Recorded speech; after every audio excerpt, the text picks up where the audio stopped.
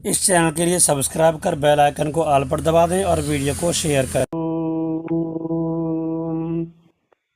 त्वं हीन पिता वशो त्वं माता शतक्रतो बभूविथ अधाते सुम्नमीमहे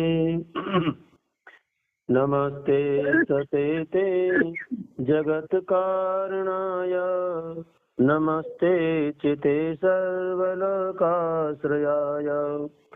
नमो द्वैततत्त्वाय मुक्तिप्रदाय नमो ब्रह्मणे व्यापिने शाश्वताय त्वमेकं शरण्यं त्वमेकं वरेण्यं त्वमेकं जगत्पालकं स्वप्रकाशं त्वमेकं जगत्कर्त्रीपात्रे प्रहर्त्रे त्वमेकं परं निश्चलं निर्विकल्पम् भयानां भयं भीषणं भीषणानां गतिः प्राणिनां पावनं पावनानां महोच्चैपदानां नियन्त्रे त्वमेकं परेषां परं रक्षणं रक्षणानां वयं त्वां स्मरामो वयं त्वां भजामो वयं त्वां जगत्साक्षिरूपं नमामो सदेकं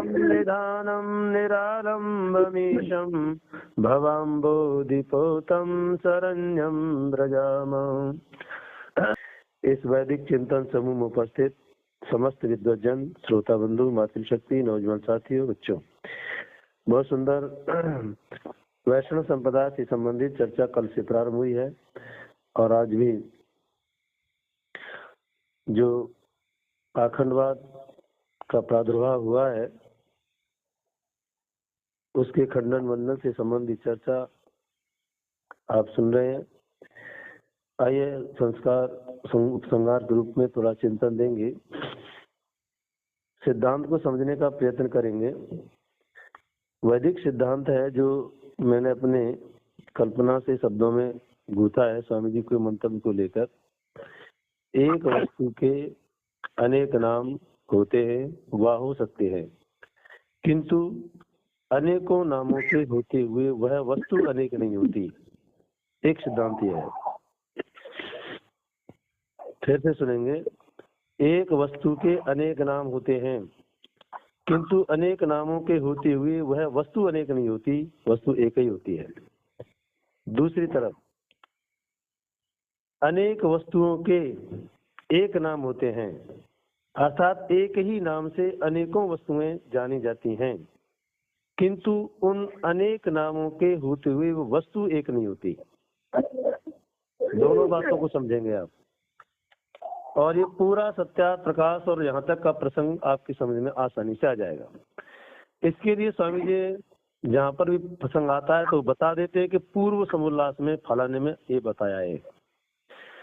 तो यहाँ जो नाम परमात्मा के शिव शक्त नाम आदि जो दिए हैं, जिनको लेकर के अलग अलग मत मजहब संप्रदाय बने हैं, ये एक ही परमात्मा के नाम है। स्वामी जी का दिया हुआ ऋग्वेद का एक मंत्र भी आता है, उसका मंत्रांश है एको विप्रा सद एक सद विप्रा बहुधा वदंती। उस परमपिता परमात्मा जो एक ही है, इसे विद्वान लोग बहुधा वदंती, बहुत नामों से पुकारते हैं, बोलते हैं। आइए 31वां अध्याय यजुर्वेद का सृष्टि उत्पत्ति का विषय है, जिसमें परमपिता परमात्मा से ही सृष्टि का सृजन हुआ है। वहाँ बताया गया है कि परमात्मा ने संसार को कैसे बनाया। तो वहाँ सारे पशु पक्षियों का निर्माण, ग्रामीण या शहरी जो भी जंतु हैं, दुपाय तपाय चतुर्पाय और सूर्य चंद्र आदि सब, ब्राह्मण क्षत्रिय वैश्य शूद्र सब, इन सब की उत्पत्ति दिखाकर अगला वाला जो अध्याय है 32वां, वहां पर सबसे पहला जो मंत्र दिया है उस प्रसंग को मैं स्वामी जी की दृष्टिकोण से बताकर ये आपकी व्यवस्था चलाऊंगा। वहां लिखा है तदेव अग्नि तदादित्य तद वायु तद चंद्रमा तदेव शुक्रम तद ब्रह्म तह आपः सह प्रजापति। इस वेद मंत्र में परमात्मा की बहुत सारे नाम गिनाए हैं और कहा वही परमात्मा। अब ध्यान, तदेवाग तदेव, वह ही परमात्मा। कौन सा परमात्मा? जो 31वें अध्याय में सारी सृष्टि के प्राणियों का सृजन करता है। वह अग्नि भी है, सूर्य भी है, चंद्रमा भी है, शुक्र भी है, प्रजापति है, ब्रह्म है। इन नामों से वो परमात्मा एक ही है जो नामों से जाना जाता है। फिर अगले वाले मंत्र में स्वामी जी ने तीसरे स्थान पर, पहले वाले 2 मंत्रों में परमात्मा के नामों का उल्लेख वेद मंत्र में दिया। तीसरे स्थान का न तस्य प्रथमा अस्ति यस्य नाम महद्यशः। उस परम ब्रह्म परमात्मा की कोई प्रतिमा, कोई प्रतीक नहीं होता जिसका बहुत बड़ा यश इस ब्रह्मांड में उपस्थित है। इससे क्या सिद्ध हो गया कि परमात्मा एक है और वो अनेक नामों से जाना जाता है और अनेकों नाना प्रकार के कर्म भी करता है, नाना प्रकार की सृष्टि का सृजन करता है। तो यहाँ कहा गया कि नाना प्रकार की सृष्टि का सृजन करने से, अनेकों नाम होने से वह परमात्मा एक ही है, अनेक नहीं है। और सत्ता प्रकाश के प्रथम समलास में इसी बात की सिद्धि में स्वामी जी कहते हैं, स ब्रह्मा स विष्णु स रुद्रस्य शिवस्य अक्षरस्सु परमेश्वराट स चंद्रमा काला अग्निश्य चंद्रमा।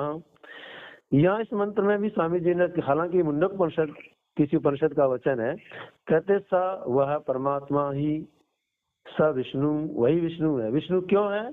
तो आगे नाम विष्णु पद की समीक्षा में स्वामी जी व्याख्यान कहते हैं, वैवष्टि व्यापनोति चराचरम जगत सविष्णु।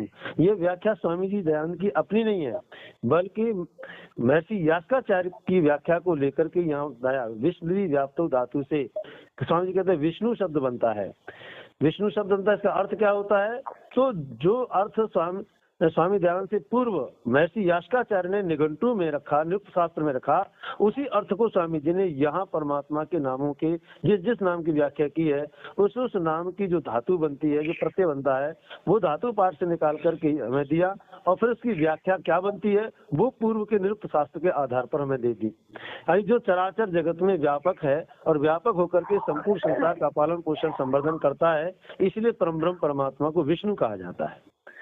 अब यहाँ पर विष्णु के लोगों ने 4 हाथ बना दिए, शंकर चक्र गदा पद्म कमल आदि उसके चिन्ह बना दिए, उसके हाथ में दे दिए और दे करके फिर उन चिन्हों को बनाकर फिर उनके पात्र बना लिए। वो लोहे के बना करके उनको गर्म करते हैं लोग, उसे पंच संस्कार बोलते हैं। अभी हमारे ये मंत्र शायद नहीं पढ़ा होगा, वो उसमें अर्थ पढ़ दिया गया और ये श्लोक यहाँ दिया गया है और उसमें इति श्रुते बोल दिया, तापः पंड्रु तथा नाम माला मंत्रस्तथैव च अमीहि पंच संस्काराः परमेकांत हेतवः अतप्त तनुः नतदामं अश्नुते इति श्रुतेः। ये चक्रांकित वैष्णव समुदाय के लोगों का जाल। कहते हैं तापह कर दिया शंख चक्र गदा और पद्म के चिन्हों को अग्नि में तपा के भुजा के मूल में दाग देना, दाग देते हैं और दाग के फिर उस गरम करेंगे लाल और भुजा पर लगा देंगे तो भुजा जलेगी, वहां उसका चिन्ह बन जाता है। फिर उसे दूध के पात्र में डाल देते हैं, भुजा देते दूध पात्र में डाल करके, और कई लोग उस दूध को ही पी जाते हैं। अब ध्यान दीजिएगा, और दूध को पी जाते हैं। अब सब मनुष्य के शरीर जलेगा, मांस उस पर आएगा, जले पदार्थ उस पदार्थ पर जो लाल था अग्नि से तपा हुआ, वो दूध में भुज जाएगा तो उसमें मनुष्य के मांस का अंश भी जाएगा, तो वह मनुष्य के मांस का खाने का स्वाद भी उसे लगेगा। तो कितना बड़ा पापाचार है। और आप देखेंगे अभी जेल में हमारे महात्मा जी, वो आसाराम जी महाराज, उनके बारे में तो दिखाया गया, उजानी में बहुत बड़ा कार्यक्रम किया गया। जो साक्षात दृष्टा थे उन्होंने देखा, बताया कि कई कुंटल दूध में स्नान किया उसने, घड़ा में, मतलब बड़ा कढ़ा बनाया गया, उस कढ़ाई में दूध डाला गया, उसमें बंदे ने गोता लगा के स्नान किया और नाके फिर लंगोटी भी उसी में धोई दूध में, और उस दूध को अपने भक्तों के लिए शीशियों में पैकेट करके दिया। लोगों ने बड़ी श्रद्धा से लिया उसे, गुरुजी का चरणामृत लेकर तरने के लिए, तर जाएंगे हम। अब लोग गुरुजी तरेगा, चेला तरेगा ना तरे, गुरुजी तरेगे, ऐसा पाखंड लोग चला रहे, ये बीमारी है। तो यहाँ पर स्वामी जी कहते परमपिता परमात्मा के नाम अनेक हैं, ये विष्णु शिव शंकर आदि भगवान की ईश्वर के नाम है। ये नाम क्यों है? तो प्रसंग प्रकरण के अनुसार उस नाम प्रसंग प्रकरण के अनुसार एक ही वस्तु के अनेक नाम होते हैं, जिन नामों से वो वस्तु वहां जानी जाती है उसका अर्थ ठीक से जान लेना चाहिए। साहित्यकारों ने भी इस प्रकार के बहुत सारे पदार्थ हैं जिनके नाम अनेक होते हैं लेकिन एक नाम से जाने जाते हैं। कई बार ऐसा भी होता है अनेकों वस्तुओं के नाम एक ही होते हैं, एक नाम से अनेक वस्तुएं जानी जाती हैं, लेकिन प्रसंग देखना होता है कि क्या। जैसे उदाहरण के लिए हमारा बहुत प्रसिद्ध उदाहरण है साहित्य में, कनक कनकते शौगुनी मादकता अधिकाय या पाए बोराय नरवा खाए बोराय।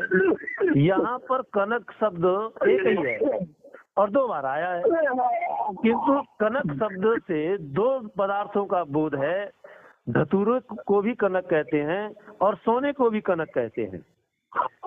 सोना और धतूरा दोनों के लिए कनक शब्द का प्रयोग किया गया। कनक एक शब्द है और 2 पदार्थ है। तो यहाँ ये प्रसंग देख लेना होगा कि किस शब्द का अर्थ कहाँ क्या लगेगा।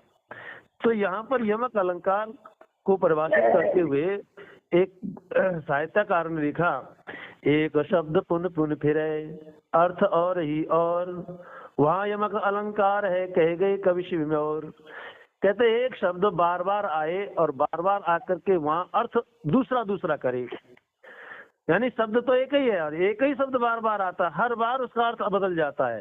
कहने का मतलब एक शब्द की अनेक वस्तुएं भी होती हैं, अर्थात अनेक वस्तुओं का एक नाम भी होता है, किंतु प्रसंग प्रकरण के अनुसार वहाँ उन वस्तुओं को ग्रहण किया जाता है। अनेकों वस्तुओं एक नाम वाली एक नहीं होती और एक ही वस्तु अनेक नाम वाली भी अनेक नहीं होती।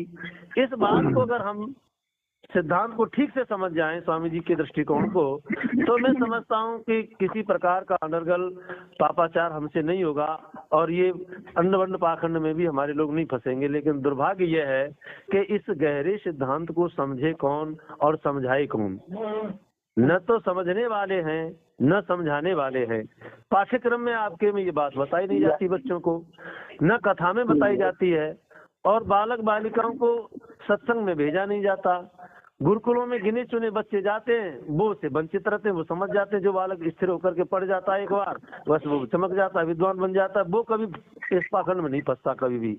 मेरे 50 विद्यार्थी अभी सैकड़ों बच्चे इस व्यवस्था में आए निकले और कोई नहीं फंसता है।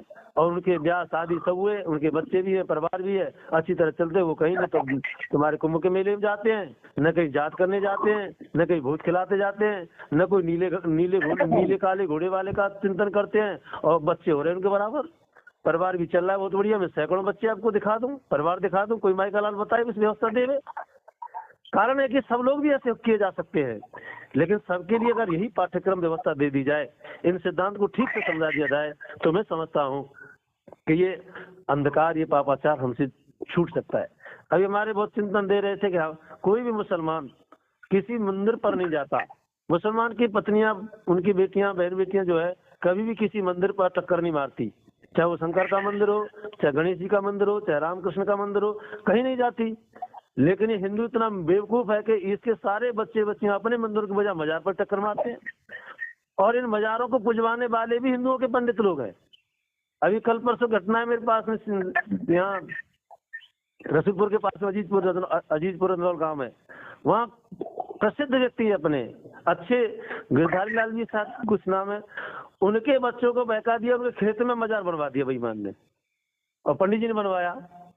अभी चार करना इन मजार पर टक्कर मरवाने वाले हमारे अपने, जिनको हम भगवान, जिनको हम ब्रह्मा मानते हैं, ईश्वर मानते हैं, भगवान के मुख से उत्पन्न मानते हैं, उनको अपना गुरु मानते हैं, और वही बेईमान भटकाते हैं।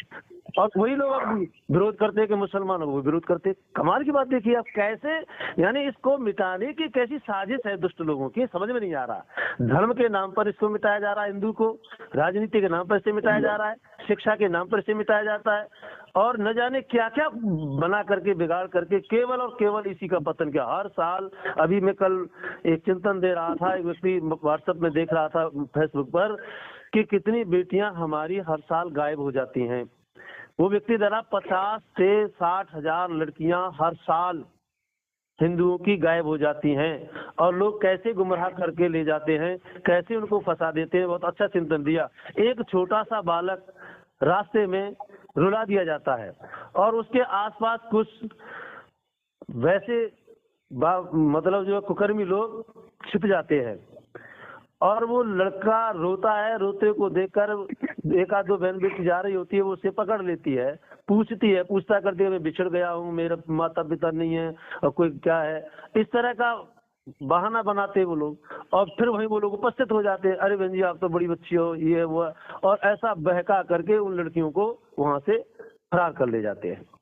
कई लोग जो है अपने माला धारण करके, कलावा पहन करके, मैं तो कई लोगों का कहता कलावा नहीं है छलावा है, इससे तमाम लड़कियां छली जा रही हैं और दुष्ट लोग नहीं मान रहे, जनेऊ नहीं पहनेंगे बेईमान। मैं लोगों को बताता हूँ, अरे भगवान कृष्ण जनेऊ पहनते हैं, रुक्मिणी जनेऊ पहनती है, सीता जनेऊ पहनती है, और ये सारे महापुरुष हमारे सब जनेऊ पहनते हैं, जनेऊ पहनो, रोज सदैव ना है, बोलो माला सदैव बेईमान न पाए, यानी माला को पहन लेंगे, कंठी लटका लेंगे और तमाम दुनिया भर के अंट संत पहनेंगे, लेकिन जनेऊ नहीं पहन सकते। और याद रखना, काश अगर ये लोग पाखंडवाद को छोड़कर हमारे सच्चे जो धर्म के चिन्ह हैं इनको धारण कर लें। ये संग गदा फदा उल्टे सुल्टे देते फिरते हैं। अब तमाम जो भी महात्मा बनना है वो अपना चित्र ताबीज में लटका करके और धागे में लटका कर उसे लड़कियां डालती फिर रही हैं, लड़के डालते फिर। विचार करना, एक नौजवान युवा लड़की और एक साधु के चित्र को डालती फिरती है अपने गले में और उसी से अपनी मुक्ति मान रही है, जबकि पर पुरुष का स्पर्शन भी नहीं होना चाहिए, दर्शन भी नहीं होना चाहिए, उसका ध्यान भी नहीं होना चाहिए। यहाँ पर सब लड़कियां उसी का ध्यान कर रही हैं, व्यक्ति का ध्यान हो रहा है। बताओ, व्यक्तिवाद का ध्यान लग रहा है। बोलो ये पापाचार बढ़ रहा है कि नहीं बढ़ रहा है? एक नाम से, नाम परमात्मा का अनेक नाम है और एक अनेकों नामों से उसको जाना जा सकता है, लेकिन कहाँ किस नाम को कहाँ कैसे जाना गया है, ये बात प्रसंग प्रकरण के अनुसार जानने योग्य है। जब तक ये ठीक से समझ में नहीं आएगा तब तक हम लोग ऐसे ही भटकते रहेंगे। एक और बहुत अच्छा चिंतन दिया वैदिक मतलब हिंदी साहित्य में, यमक अलंकार में, हरि हरि में गया, ध्यान दीजिएगा, हरि एक शब्द है लेकिन ये एक ही शब्द कई बार आ रहा है। हरि हरि में गया, गया हरि के पास, और जब हरि को हरि मिला तो रह गया हरि उदास। अब नाम तो एक ही है, पद एक ही है, लेकिन कई बार आया है। कई बार आने पर इस नाम के अर्थ बदलते चले जाएंगे प्रसंग के अनुसार। यहाँ हरि नाम से मेंढक का भी बोध है, हरि सांप को भी कहते हैं, हरि तालाब को भी कहते हैं और हरि आवाज को भी कहते हैं। विचार करना क्या चिंतन दिया गया। हरि हरि में गया, हरि का मतलब सांप, हरि में गया, हरि में मतलब तालाब में गया, गया हरि के पास, किसी मेंढक ने आवाज लगाई, उस मेंढक ने आवाज लगाई, टर की आवाज को सुनकर के कौन आया? सांप। किसके पास आया? मेंढक के पास। कहाँ आया? तालाब में। जैसे सांप अंदर आया तो मेंढक गायब हो गया वहां से, उसको फिर वो नहीं मिला तो उदास रह गया। तो यहाँ पर इसका अर्थ हरि माने भगवान नहीं है, यहाँ जीवात्मा नहीं है, यहाँ कोई भक्त का ग्रहण नहीं होगा। तो हमें ये प्रसंग को कहाँ कौन सा प्रसंग है उसे समझ लेने की आवश्यकता है। यानी अनेकों वस्तुओं के एक नाम भी होते हैं और एक ही वस्तु के अनेक नाम भी होते हैं, लेकिन इन अनेकों नामों वाली एक वस्तु को जानने के लिए भी आपको व्याकरण पढ़ना पड़ेगा, सिद्धांत देखना पड़ेगा। और अनेकों नामों वाली एक वस्तु एक है, नाम अनेक है। अनेकों वस्तु है, नाम एक है। दोनों को ध्यान में रखना होगा, तब जाकर के आप ठीक से इस मर्म को जान पाएंगे। वेद के अब यहाँ पर अतप्त तनु दिया गया है कि तनु माने शरीर को तपाकर, शरीर को किससे तपाया जाए? तप से। और तप नाम किसका है? आगे स्वामी जी ने बहुत अच्छा चिंतन दिया, आप इसे पढ़ेंगे। और ये प्रसंग जहाँ से मंत्रांश लेकर ये मजहब जो खड़ा कर दिया गया, स्वामी जी ने उस पूरे मंत्र को और पूरे प्रकरण को भी यहाँ प्रस्तुत कर दिया गया है। वेद का मंत्र है और ऋग्वेद मंडल 9 सूक्त 83 मंत्र 1 और 2 दोनों मंत्रों को यहाँ स्वामी जी ने लिखा है, जहाँ से इन लोगों ने लक्ष्मी नारायण और विष्णु के चरण आदि की व्यवस्था देकर के अपना मजहब खड़ा किया है। कहते हैं, पवित्रम ते वितितम ब्रह्मणस्पते प्रभुर्गात्राणि पर्येषि विश्वतः अतप्त तनोर न तदामं अश्नुते श्रुतास इदवन्तस्तत् समासतः तपोष पवित्रम विततम दिवस्पदेः। ये मंत्र है। इसमें स्वामी कहते हैं, ब्रह्मांडा और वेदों के पालन करने वाले प्रभु, सर्वव्यापक सामर्थ्य सर्वशक्तिमान, आपने अपनी व्याप्ति से संसार के सब अवयवों को व्याप्त कर रखा है। उस आपका जो व्यापक पवित्र स्वरूप है उसको ब्रह्मचर्य, सत्य भाषण, शम, दम, योगाभ्यास, जितेंद्रिय, सत्संग आदि तपश्चर्या से रहित जो अपरिपक्व आत्मा अंतःकरण युक्त है वह उस तेरे स्वरूप को प्राप्त नहीं होता, और जो पूर्व तप से शुद्ध है वे ही इस तप का आचरण करते हुए उस तेरे शुद्ध स्वरूप को अच्छे प्रकार प्राप्त होते हैं। ये अतप्त आदि तदामो अश्नुते प्राप्त होते हैं। ये यहाँ इसका अर्थ निकलता है।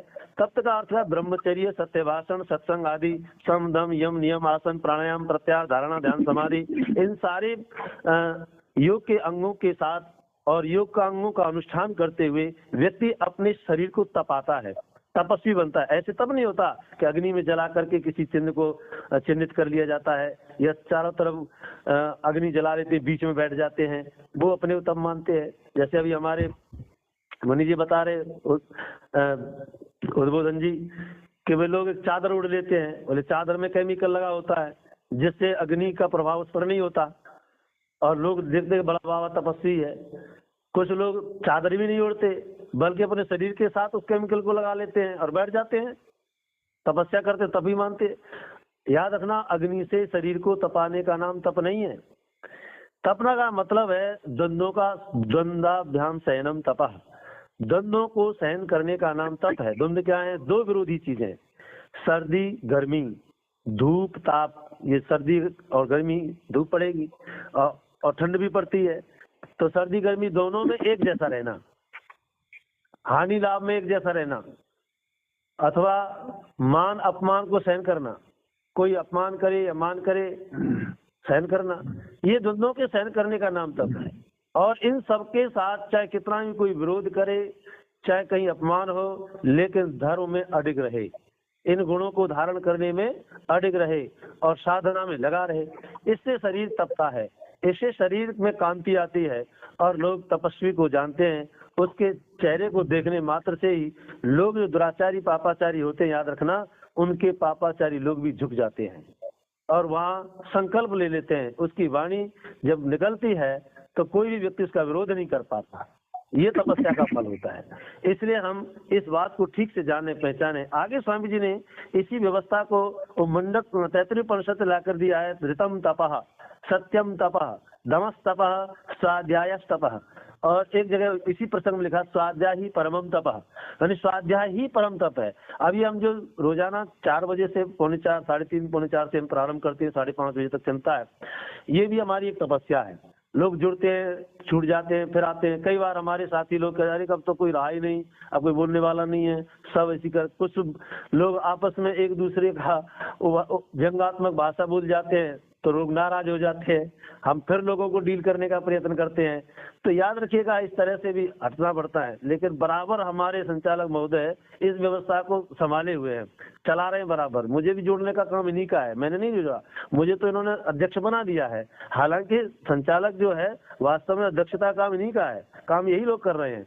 मुझे तो केवल जोड़ दिया, मैं बीच में से हटने का भी प्रयास किया। कई लोगों के मन में ग्लानि और ईर्ष्या और देश की भावना पैदा हो गई। हमने तुरंत भाषा को जान लिया, समझ करके कहा ये क्या चाहते हैं, तुरंत हमने चिंतन दे दिया कि भाई और कोई विद्वान हो उसे आप अध्यक्ष बना दीजिए और मैं आपसे ऐसे जुड़ा रहूंगा। लेकिन और अध्यक्ष मिला नहीं, कोई विद्वान मिला नहीं, ना आपको ही संभालना है। अब जब तक कोई नहीं मिलता, यहाँ सब भी शब्द आया कि जब तक कोई दूसरा विद्वान नहीं मिलता है तब तक आप ही इसको संभाले रखेंगे। मैंने कोई बात नहीं, धन्यवाद, संभालते।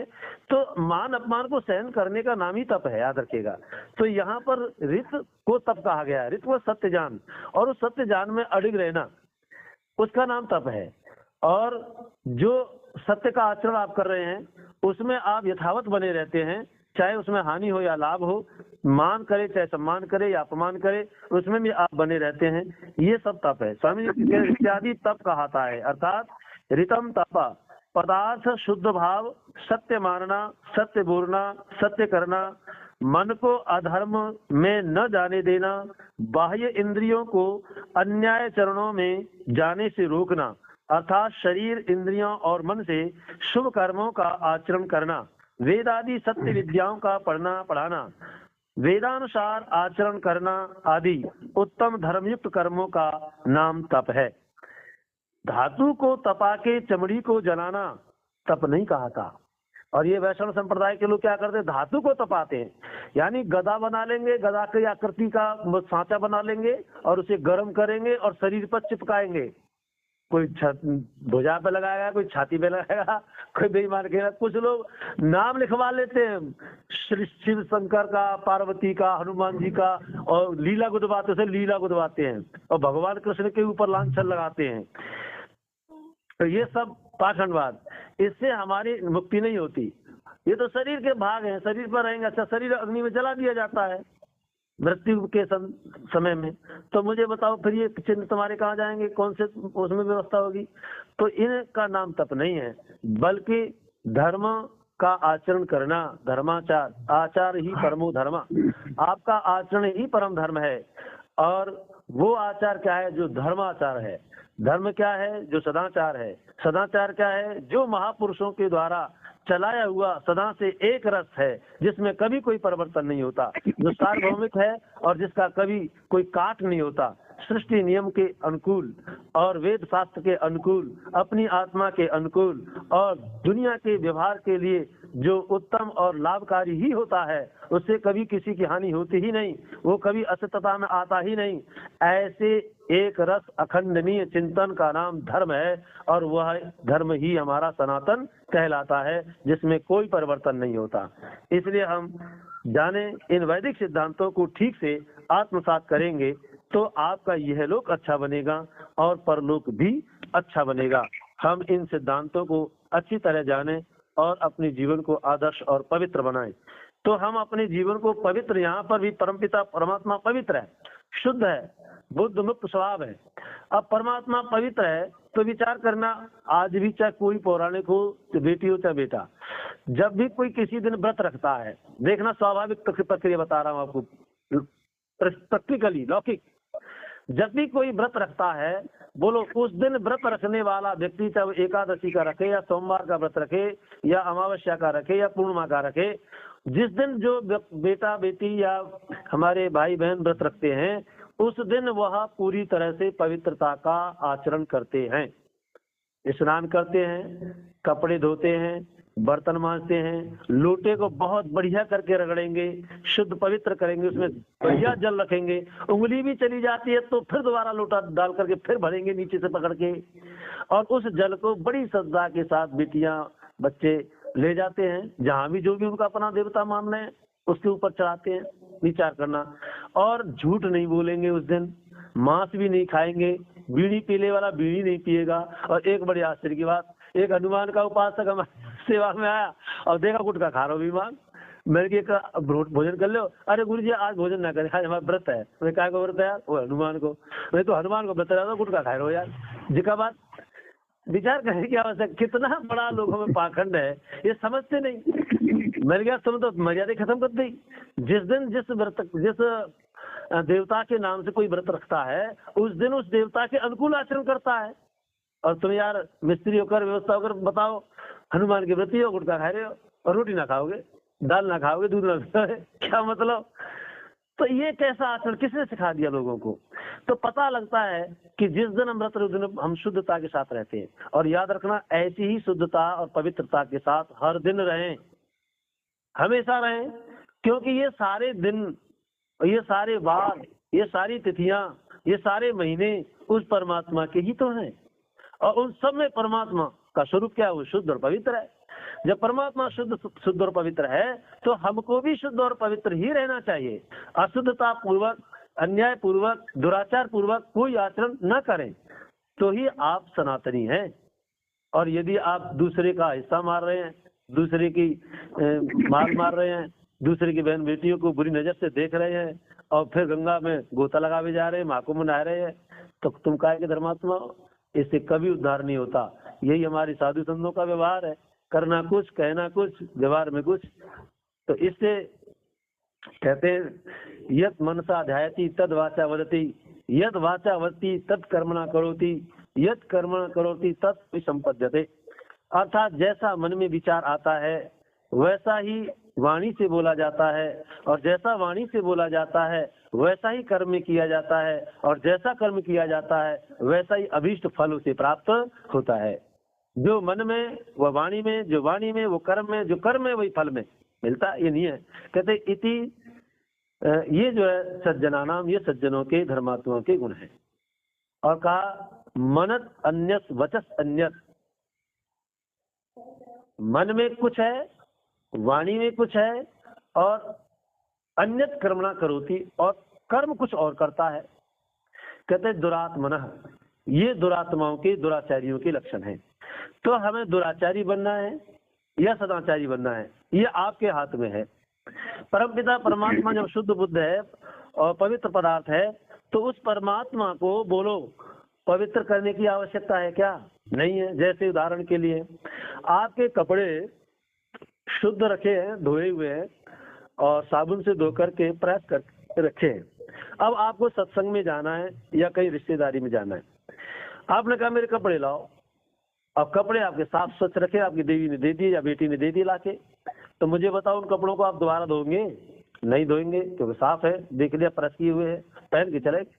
वैसे ही परमपिता परमात्मा जो स्वभाव से ही शुद्ध है और पवित्र है, फिर उस पर तुम बाहर से गंगा से जल लाओ और जल ला करके उसे नहलाओ। बोलो मल लगता है? परमात्मा तो अमलम है, मल रहित है, वो उसमें मल लगता ही नहीं। अब मल लगता नहीं, और तुम उसमें अब देखो कांवड़ चल पड़ी है, और कहाँ से, हरिद्वार से कहाँ से लोग पानी भर के लाएंगे, जल भर के लाएंगे गंगा जी का, और उसे महादेव पर चढ़ाएंगे। और इतनी भीड़ होती है कि आदमी पहुंच नहीं पाता, सीसी पकड़ पकड़ फेंकते दूर से ऊपर होकर। अब विचार करना, क्या ये भगवान का सम्मान हो रहा है, भगवान की पूजा हो रही है, अपमान हो रहा है? कितना बड़ा शासन लोगों ने खड़ा कर दिया है। तो परमात्मा शुद्ध बुद्ध है, पवित्र है, तो उस परमात्मा को, पवित्र परमात्मा को अपवित्र मान करके ही तो हम जल चलाते हैं। अरे कोई अपवित्रता, जैसे हम रोजाना स्नान करते हैं, तो क्यों करते हैं? क्योंकि हमारे शरीर में मल विक्षेप आने लग जाता है। हमारा हम भोजन करते हैं, भोजन दूषित होता है, शरीर के अंदर मल बन जाता है, उससे चमड़ी पर अंदर से भी उसके दुर्गंध के परमाणु आते हैं, पसीना आ जाता है, और पसीना आने से दुर्गंधी फैलती है, और धूल लग जाती है, शरीर चिलमिलाने लगता है, पसीना आता है, धूल लगती है, तो हमें खुजली जैसी शिकायत होती है, धोते साफ करते हैं। जब हमारा शरीर शुद्ध पवित्र हो जाता है तो चैन आता है, सुख मिलता है। तो क्या भगवान को भी ऐसा ही होता है? विचार करने की आवश्यकता है। हरि परमात्मा तो कण कण में रमा है, सर्वत्र व्यापक है। ऐसे व्यापक परमात्मा को लोगों ने नाना प्रकार के स्वरूपों को बनाकर एक एक नाम के साथ उसकी आकृति अलग बना दी, उसके चिन्ह अलग बना दिए, उसके धारण करने की वस्तु अलग बना दी। एक वस्तु के अनेक नाम होने पर वह अनेक नहीं होती। ब्रह्म नाम परमात्मा का है, ब्रह्मा परमात्मा कहते हैं। तो उस परमात्मा, ब्रह्मा नाम से परमात्मा के 4 मुख बना दिए, विष्णु नाम से परमात्मा की 4 भुजा बना दी, मुंह एक ही है, और बाकी 4 मुंह में हाथ 2 ही है। तो ऐसी कल्पना करके लोगों ने नामों को तो लिया, नाम तो ईश्वर के हैं, याद रखना, और कल्पना करके एक ही वस्तु को अनेक वस्तुओं में प्रकाशित कर दिया गया और लोगों को गुमराह कर दिया गया। तो महर्षि स्वामी दयानंद जी महाराज की इतनी महती अनुपम कृपा हम सब के ऊपर है कि उन्होंने हमें वेद आदि शास्त्रों से निकालकर इस दर्शन को कराया और कहा कि वो एक ही परमात्मा है। तदेव, देखो कितना बढ़िया स्वामी जी अर्थ करते कहते हैं, पूर्व अध्याय की इस अध्याय के साथ संगति मिलती है। कैसे संगति मिल रही है? वहां बता दिया, परमात्मा ने सूर्य चंद्रमा आदि पदार्थों से संसार का सृजन किया, सबको बनाया, मनुष्यों को और पशु पक्षी आदि को। वही का एवं वह परमात्मा ही अग्नि स्वरूप है। संगति कर मिला दी। फिर आगे इसी 32वें अध्याय में आगे बता दिया, ऐसे परमात्मा की कोई प्रतिमा नहीं होती, कोई चिन्ह नहीं होता। और लोग विष्णु के साथ में 4 हाथ बना दे, 4 हाथ में 4 चीजें पकड़ा दी, उन 4 चीजों की लोग लोहे की या ब्रक धातु वगैरह की चिन्ह बना करके और अग्नि में तपा कर अपने हाथ पर चिन्हित कर देते हैं, उसी से अपने आप को पवित्र मानते, बोले हमारा शरीर तप गया हो। तो इसका नाम तप नहीं है। तब स्वामी जी कहते हैं वैदिक सिद्धांत के अनुसार ऋतम तपः सत्यम तपः, ये स्वामी जी का तप है। इंद्रियों को धर्माचरण में लगाए रखना, अधर्म से अन्याय से रोक करके रखना, इसका नाम तप है। आइए तो हम अपने सब श्रोता बंधुओं से जहाँ जहाँ भी आवाज हमारी जा रही है, लोग सुन रहे हैं, अपने आचरण को सुधारने का प्रयत्न करें, अपने आप को तपस्वी बनाएं। सबसे बड़ा तपस्वी हम मानते हैं हमारा गृहस्थी। गृहस्थ आश्रम में रहने वाला प्रत्येक व्यक्ति महातपस्वी है। लेकिन आज हमारे गृहस्थियों के तप की व्यवस्था भी लोगों ने शिक्षा के आधार पर विदेशी शिक्षा पद्धति लाकर, विदेशी आचरण ला करके इसको भी भ्रष्ट कर दिया। और अब हमारा देखो, पुराने कितने मास्टर साहब देखो, इसी क्षेत्र में 50 अध्यापक मेरे पास हैं जिनकी पत्नियां बिल्कुल अंगूठा छाप, पढ़ी लिखी नहीं है लेस मात्र भी, और उन्होंने उन देवियों के साथ में रह करके, और जब कभी कार्यक्रम में जाते तो उन्हें बहुत बढ़िया साड़ी वगैरह पहना करके, सजा करके, दुल्हन बना करके अपने साथ ले जाते, और बड़े गौरवान होते कि हाँ मास्टर नहीं आई है, मास्टर नहीं आई है। सब लोग बड़े खुश होते थे। विचार करना। और उनके द्वारा इतनी उत्तम संतान दी, किसी का बालक इंजीनियर है, किसी का डॉक्टर है, किसी का बैरिस्टर, अनपढ़ माता से। और अब भी एडमिशन ले रहे हैं बड़े बड़े डिग्री कॉलेजों में, VIP कॉलेज बन रहे लोग, और वहाँ माता पिता की परीक्षा हो रही है। अगर माता पिता पढ़े लिखे हैं तो आपके बेटे का एडमिशन होगा, और ये पढ़े लिखे नहीं है तो नहीं होगा। मैं दुष्टों को कहता हूँ, मेरे मूर्खो, विचार करना। मैं अनपढ़ माँ का बेटा हूँ, तुम आ जाओ, जितने लोग हैं, कहाँ तक तुम पढ़े हो? BA तक पढ़े हो, BA का पाठ करो, मेरे से आज तक सुन लो तुम। आप BSc करे हो, मेरे से सुन लो। आप कहाँ तक पढ़े हो? आप जितना पढ़ाते हो सुनो। अंग्रेजी में आ जाओ, आप संस्कृत में आ जाओ, व्याकरण में, कहाँ पर आप आते हैं आप? और हम अनपढ़ माँ के बेटे हैं। सिद्ध करो, हमारी माता के आधार पर तुम मेरा एडमिशन करोगे क्या?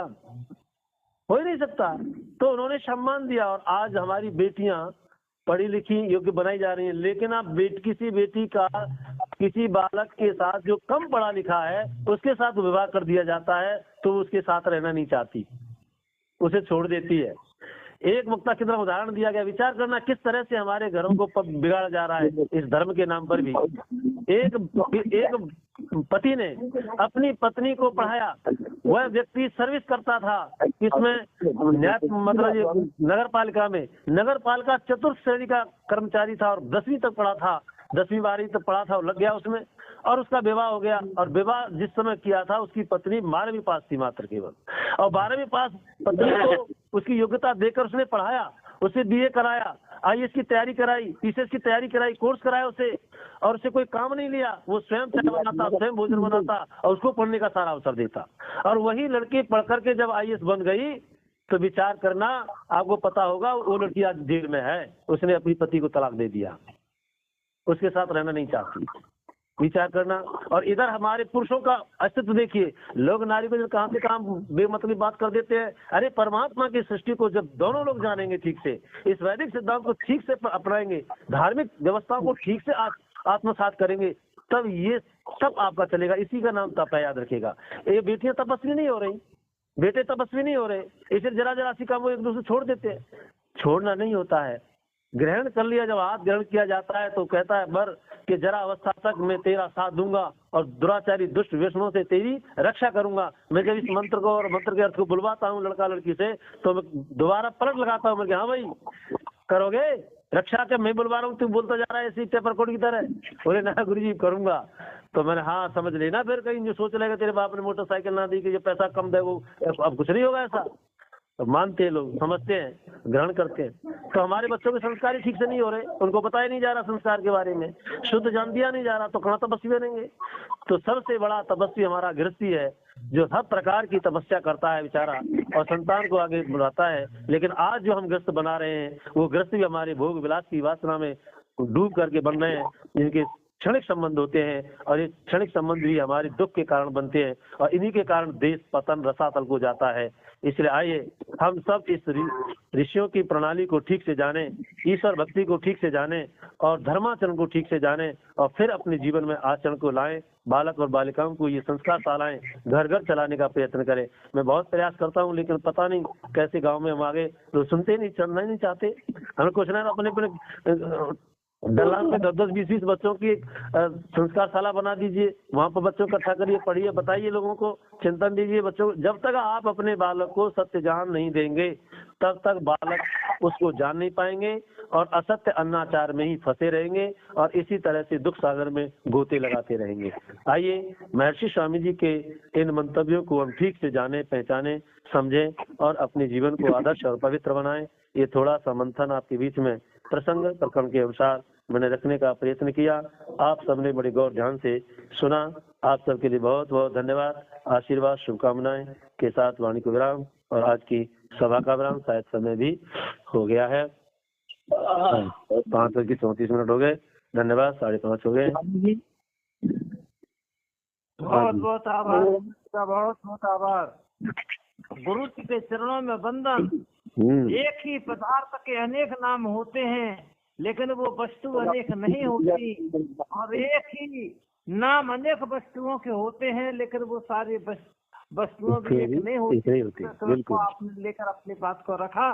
धर्मानुष्ठान का नाम धर्म है, तप है, न कि अधर्म का नाम तप है, ना कि मूर्खता का नाम तप है। आपने जो चिंतन किया, जिस प्रकार से समझाने का प्रयास किया कि अनेक वस्तुओं के भी एक नाम हो सकते हैं और एक वस्तु पर उसके अनेक नाम है, इसका मतलब ये नहीं है कि वो वस्तु अनेक है।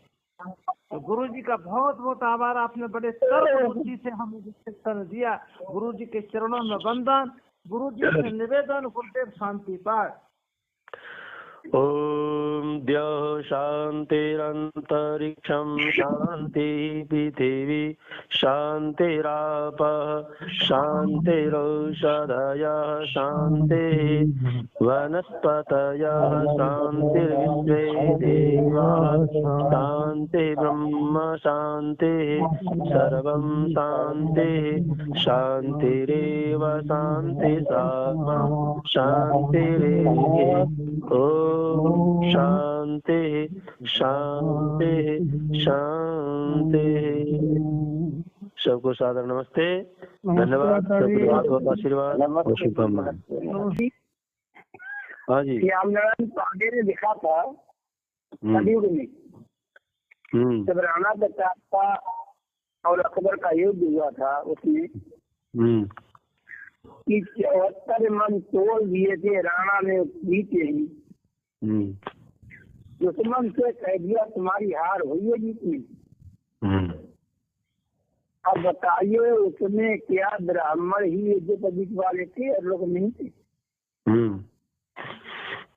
सभी वर्ग के लोग लड़े थे। लड़ाई में सभी वर्ग के लोग, सब देश के लोग होते हैं। कई बार छत्रपति शिवाजी ने तो सेनाएं वीर बकरों की बनाई सब, और उनके रिकॉर्ड मिलता है कि एक हरिजन तो उसका रिकॉर्ड मिला है, 7.5 फीट का लंबा पट्टा जवान था और उसके हाथ उसका एक झापड़ भी झेलता नहीं था। एक बार तलवार चलाता तो 10 के सिर एक साथ काट देता था।